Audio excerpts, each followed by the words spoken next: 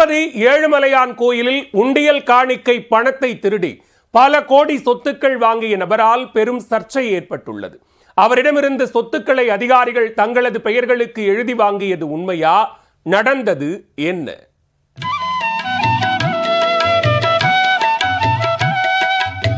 திருப்பதி ஏழுமலையானுக்கு பக்தர்கள் தினமும் சுமார் 4 கோடி ரூபாய் அளவிற்கு கோவிலில் உள்ள உண்டியலில் காணிக்கையாக செலுத்திச் செல்கின்றனர். அந்த தொகையில் வெளிநாட்டு பக்தர்கள் செலுத்திய பல்வேறு வெளிநாடுகளின் கரன்சிகளும் அடங்கும். திருமலை பெரியஜீயர் மடத்தில் வேலை செய்து வந்த தேவஸ்தான ஊழியர் ரவிக்குமார் அடிக்கடி கோயிலுக்குள் சென்று வந்து கொண்டிருந்தார். இதனால் ஏற்பட்ட பழக்கத்தின் தொடர்ச்சியாக அவரை சுமார் 20 ஆண்டுகளாக காணிக்கை பணம் கணக்கிடும் பணி ஊழியர்களில் ஒருவராக தேவஸ்தான நிர்வாகம் நியமித்தது. கடந்த 2 ஆண்டுகளுக்கு முன்பு காணிக்கை பணம் கணக்கிடும் பகுதியில் இருந்து வெளியில் வந்த அவரை பிடித்து தேவஸ்தான விஜிலன்ஸ் துறையினர் தீவிர சோதனைக்கு உட்படுத்தினர். அப்போது ஏழுமலையானுக்கு காணிக்கையாக செலுத்தப்பட்ட அமெரிக்க டாலர்களை திருடி வந்தது கண்டுபிடிக்கப்பட்டது. இதனைத் தொடர்ந்து அவர் மீது தேவஸ்தான விஜிலன்ஸ் துறையினர் அளித்த புகாரின் பேரில் வழக்கு பதிவு செய்த போலீசார் கைது செய்து தீவிர விசாரணைக்கு உட்படுத்தினர். ரவிக்குமார் திருடிய பணத்தில் அடுக்குமாடி குடியிருப்புகள், தோப்புகள், தங்க ஆபரணங்கள் என பல்வேறு சொத்துக்களை வாங்கியிருப்பதும் போலீஸ் விசாரணையில் தெரிய வந்தது.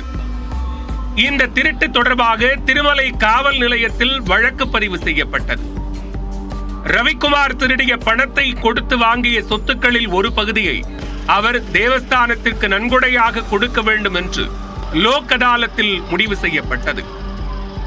அதன்படி ரவிக்குமாரும் தனது சொத்தின் ஒரு பகுதியை கோயிலுக்கு எழுதி வைத்தார். இந்நிலையில் ரவிக்குமார் திருடிய பணத்தில் சேர்த்த பல கோடி ரூபாய் சொத்துக்களை போலீஸ்காரர் மற்றும் சில அதிகாரிகள் மிரட்டி எழுதி வாங்கிக் கொண்டதாக குற்றச்சாட்டு எழுந்துள்ளது.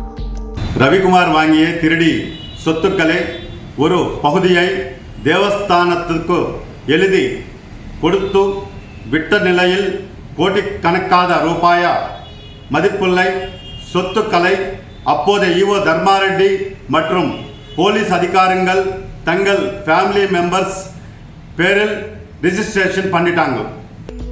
இது பற்றி ஆந்திர மேல் சபை உறுப்பினர் ஒருவர் மாநில அறநிலையத்துறை அமைச்சர் ஆனம் விவேகானந்த ரெட்டியிடம் சமீபத்தில் புகார் அளித்திருந்தார்.